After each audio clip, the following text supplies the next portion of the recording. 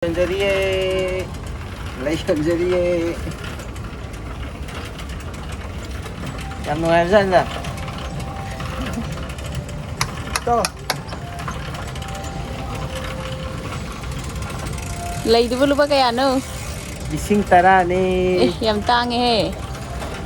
Si Kuya ahong mo ni. Okay, 요즘 그 요래 미라클 가는 요래가 티켓 값이.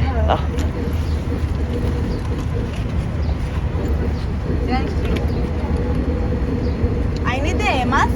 I need mask. No. Thank you. Andy ram. 티켓 아니 러래. 아까 뭐 이제 manungdadi mask lokthokpa yae adum free oina koiba yae na hai adu mask lokthok ko adum te yengsi yam phajai moi je ka la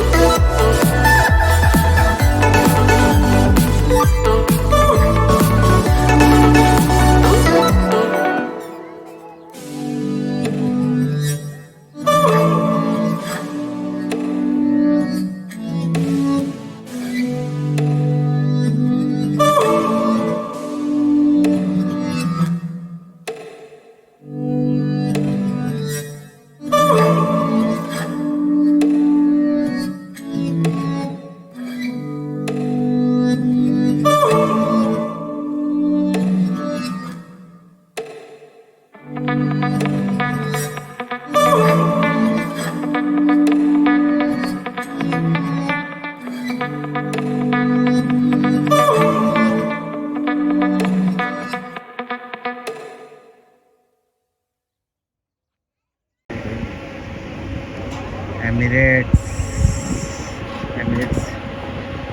380 aircraft double decker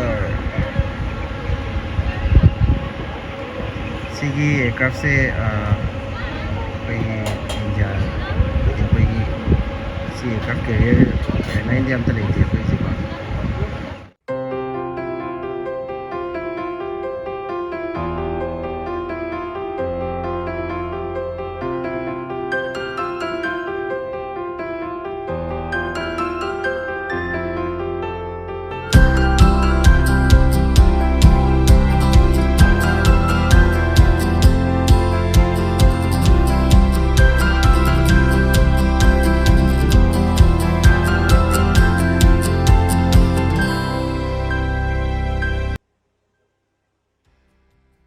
from Dubai Miracle Garden to the Mall of the Emirates and vice versa every 20 minutes.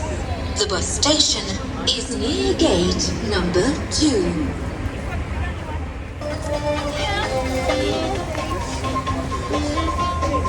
Bây giờ quay mấy cái em lâu cái gì này? Thôi, kaya bigyan.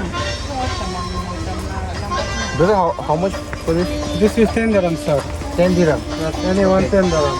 All are same? Yes. Kitchen also magnet, anyone 10 dirham. If you buy 5 pieces, you get 1 free. 여기 좀 이제 퍼져봐. 그만 또 야. 이제 Pwede. 집어져 봐. 퍼져다 봐. Makali. Blue color.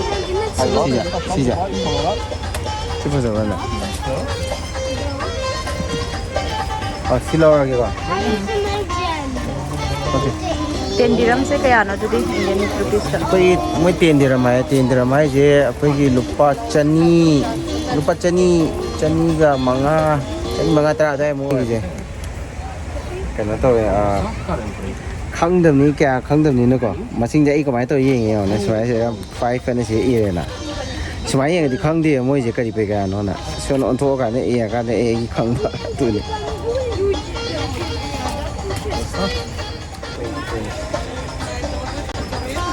How much is this one?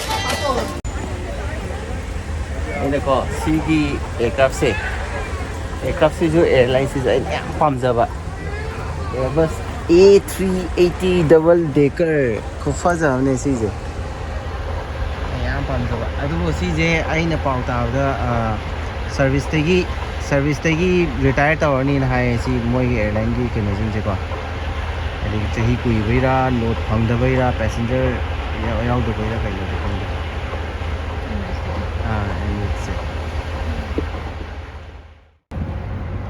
कोई पुंग अहम सुजले अखोई को लेजे कोई वामनबगी को मोगी arrangement फमनबगी सेदा पोथानबगी का लोइना लेगे सेदा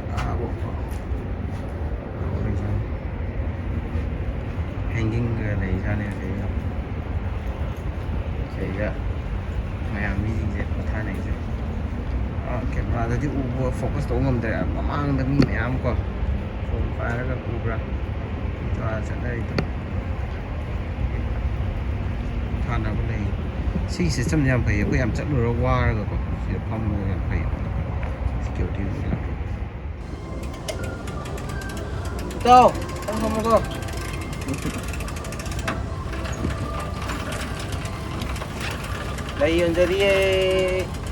lấy chân jariye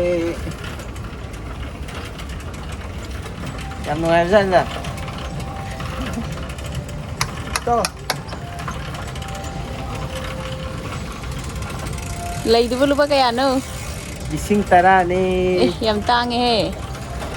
si kwai ahong bu ni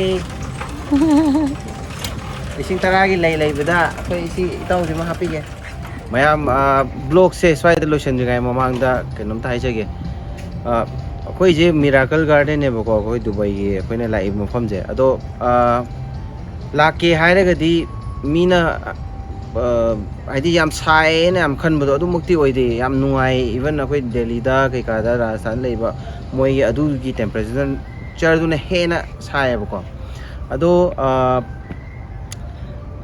सिगी जे पूरा कंप्लीट टूर फजना तौगे हायरगदी मतम यामना चंगेबा अखोय पुंग अराउंड मिनिमम अखोय पुंग मरी नत्र मंगा दि चंगदौ माले अदो अखोय साय पुंग कनो द पुंग मंगा द ने यरपजे अदो जे नुंदांगे पुंग 8 तासले मंगा अद सिबोक तो अखोय कोइबो पूरा लोइद्रिबा काय अखोय गी ब्लॉग नंबर रेडी फोटो नमनिंग बो खोनिंग बा मयाम तौनिना अदुबो मस्ट विजिट आईगी साइट दे हाइजगे यामना फजै मफम जे को अदुगा अखोई फैमिली गा ते लाक पकोट पकै के गा होय तारगदि यामना फैयेबा अदो लाकपियु अदो आईगी सेकंड पार्ट ओइना सिगी मतांग असि लोसिन जरगे अदुगा नेक्स्ट डे आई हयेंग अमुक मफम खरा चटकनी अदुजु आई अमुक हाइजरके अदु मियेंग ताबिनसि पार्ट 3 दको गुड नाइट